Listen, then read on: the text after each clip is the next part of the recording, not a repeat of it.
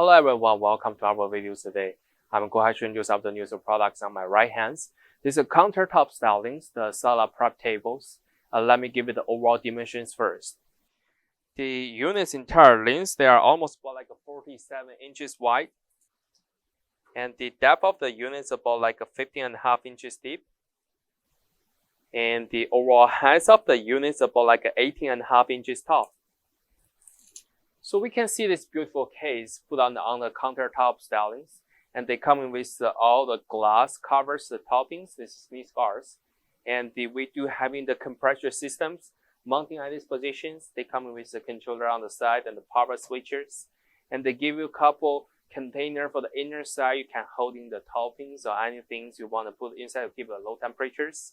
And the units, they're using the standard 110 plugs from the manufacturer. They offer this. And we can turn around to see the behind. So when we turn around to see the units back, actually this side will be facing to the customers, but we do having all the detailed informations here. They give you all the cut sheets informations, diagram informations, and also they do having the ETL sanitation stickers, serial number for the faster service from the manufacturers. And also they do having the manual books from the manufacturer to guide you how to set in the temperatures. And we can take a look closer to see the container space.